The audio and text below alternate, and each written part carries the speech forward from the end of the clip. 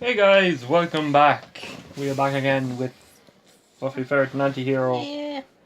We're back at Asagao Academy and it's time to make our first choice. Yeah. So my logic with this was, I think May likes Jared, so we should say we know him. Just so like we can say like, yeah, we can get you in with that guy. Yeah. We can get him and you. The girl looked up and down as if she were inspecting a piece of furniture for purchase. I'm sorry I didn't introduce myself earlier, did I?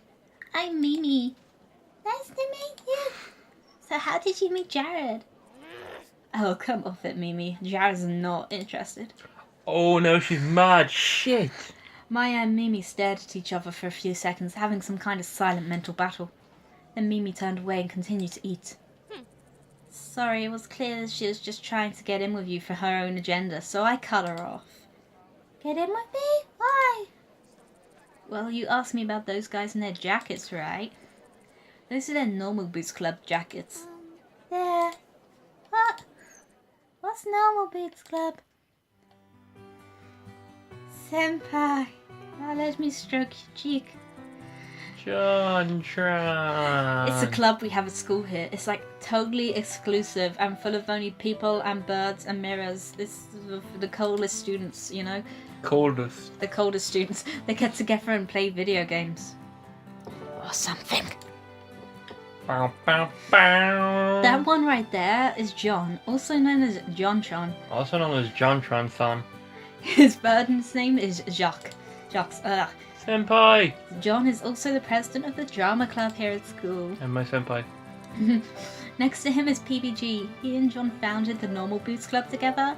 PPG is one of the best soccer players on our team. Then there's Gerard. People call him the completionist because he's obsessed with completing things. He has the biggest itty bitty kitty collection I've ever seen. He lets you see his itty bitty kitty. Next to him is Jared, also known as Pro Jared. He's a model. Model! Then there's Satchbag, but everyone calls him Satch. He's like crazy smart. Because if they called him Bag, that would be offensive. Those guys over there are Paul, Nick, and Josh. They write a column in the school newspaper called Continue. Paul, the one standing up, is the student council president, and he loves that one. I'm sorry, I don't know these guys. I did that again! Well, we should say it. We'll No, not there, not there, not there. No. On day 2. Yeah, there. Oh, that shot. And the guy on the end there is Shane. He knows more about video games than anyone, ever. She exhaled a dreamy sigh into her mashed potatoes. Ooh. So, how would someone, join the Normal Boots Club? You don't choose the boots, Hannah. The boots choose you. What does that Quote even of the mean? year, people. Quote of the year. You have to be presented with the boots to be in the club, and they're like super selective. What are the boots? The club has this boots statue. It's like the one on their patches, but it's gold plated. It's their mascot, I guess. They do this weird initiation ritual with it. Ritual? I hear they fill a room with candles and wear these totally creepy robes during initiation. This year, 2 girls said she saw it once and they were all like chanting around the boots and it sounded like they were talking backwards. But I don't believe her, and even if it's true, I don't care if they're a cult because they're all really hot. Logic people.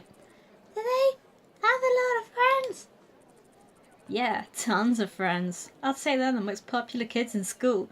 I mean, everyone in the school totally looks up to them. I bet they could get any girl in school too.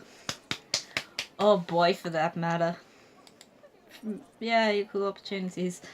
Hey, you gonna eat your cake? I shook my head and pushed this plastic tray across the table to her.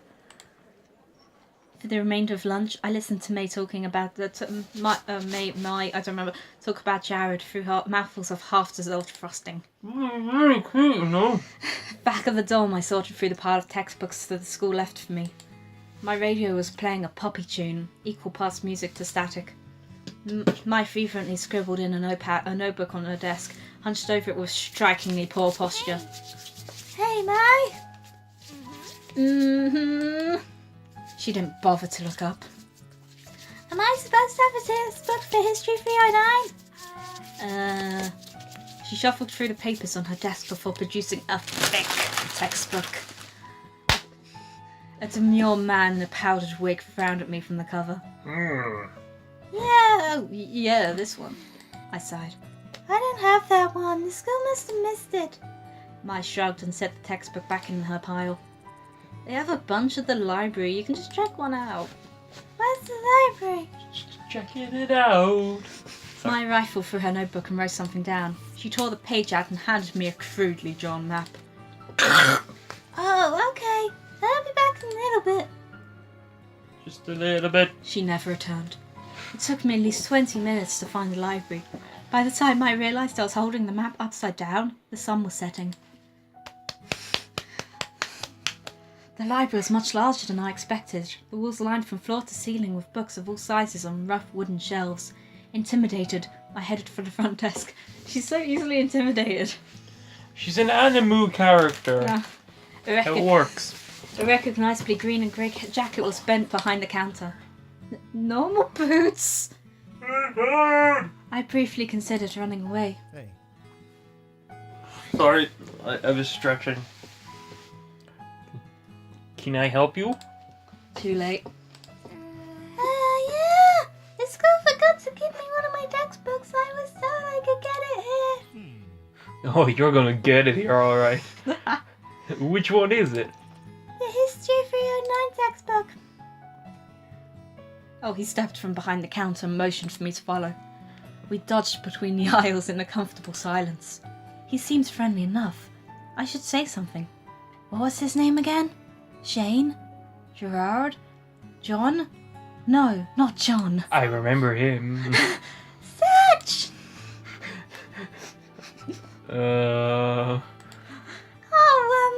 You work here?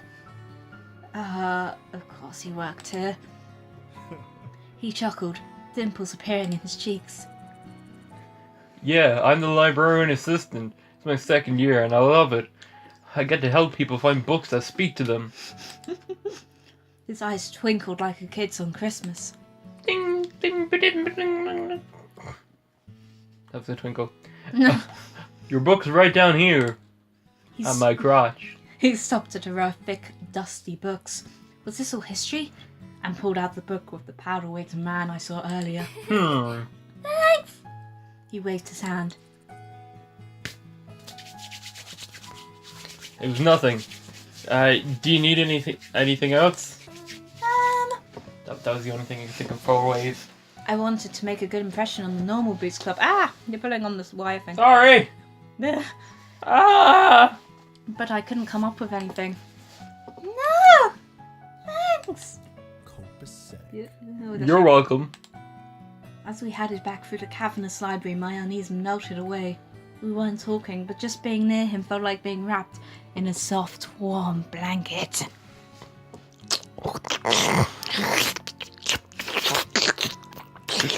I resisted the urge to snuggle up to him. We neared the front desk, stepping around a clump of studying students. As we passed, one of them shifted. Something white flew past my face. It was sticky. A thick piece of triangular paper lay at my feet. I bent over and picked it up. It was the tissue the guy used. It was surprisingly heavy. There was a quarter inside of it. A quarter what? If I was just a hair slower, it would have hit me in the face. It was hair measurement of time. I don't know. The students snickered and I reckoned... Oh, I get it. What time is it? Oh, it's a hair past the freckle. The students snickered and I recognised the boys that made fun of my hair this morning among them. A cookie joke. My heart dropped. I scanned my memory for anything I might have done to offend them, but came up with nothing. So that was the heart dropping. My hands started to shake. I hid it behind my back, trying to think of some way to defend myself. Why did you do that? Yeah, bitch. Huh, what do you mean? We're just messing around. Are you suggesting we did it on purpose? I faltered. There was nothing I could say. I was outnumbered. They would So that's what the smell was. They would twist my words around no matter how straightforward I was. No, sorry. Seems really weird. One of the boys held his hand out for the paper. Sorry, my t-shirt has like a weird felt thing on it. I inched closer to give it to him. Can we make this an ASMR channel? Huh? ASMR? Audio sensory. It's those videos where like they whisper and like they scratch stuff, like they scratch their beards and stuff. Oh. Hey guys, today we're going to do a video of me scratching my beard. So let's just... I hope you guys like that.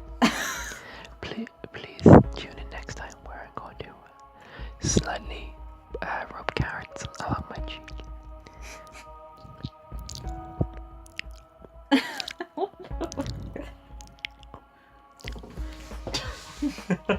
Sorry. I inched closer to give it to him, angry at myself for being so compliant. I wish I were. A gentle warmth closed over my hand and took the paper from me. Satch examined the paper closely. I see what the problem is. Your aim would be better if you cut the corners before you folded it. He placed the paper on the table. The boy looked at him in sheer awe. Be careful though, you almost hit her, and that would have been awful. My hands began to sweat as panic shifted through me. I sprayed at the response, but... Geez, we're sorry. We'll be careful next time. Yeah, it was an accident. They apologized? Yeah, here, you hear? Thanks, I appreciate it. Wink. He gave them a wide smile and continued off down the aisles. I followed closely behind. My legs weak. Don't tell me they stopped because of him. Simply because I was with him. I wanted to thank him. My heart was pounding so hard I knew my voice would shake. We reached the front counter and he scanned the history book. Beep. My lips trembled as I willed myself to say something. Anything to thank him. He tilted his head to the side. What books do you like to read? Oh, fiction. He chuckled. Oh, I just finished a good book. I think it'd be right up your alley, if you don't mind me saying so. You bitch! He reached onto the counter, pulled out a thick green book and passed it to me. A man in black stood on the front, hugging a woman in royal robes. My favorite. It's about rape. It's a long, but it's one of my favorites. Oh, My Starbanger. All over again. Okay. It doesn't have a title. I call my penis I call my penis the princess betrothed. because it gets me the lady. I don't know. Oh, I know things can be tough transferring to a new school, but if you're ever worried, just read this. It'll transport you 100 miles away in seconds. Hold on. I want one of them. More ASMR. Hopefully you can hear the drink. Tears stung my eyes, so I ducked my head. She's too over-emotional. Thank you, Satch. For more than just the books, wink wink. Wank wank. You're welcome. Oh, I'm sorry. I don't think I got your name. My name is Hana Mizono. I'm a transvestite. Yeah, I mentioned that when I was talking about the book. I knew that. Well, it's nice to meet you, Hannah. Let me know how you like the book, and stop with that inner monologue shit. We can all hear you. I will. That couldn't have gone better. Let's save here. Yeah. Because it couldn't have gone better. Wait, what kind of order does this go in? Thank you guys for watching. If you like this episode, you can give it a thumbs up. Put a comment down below if you want to see us play more. And don't forget to check out Anti-Hero. Link in the description.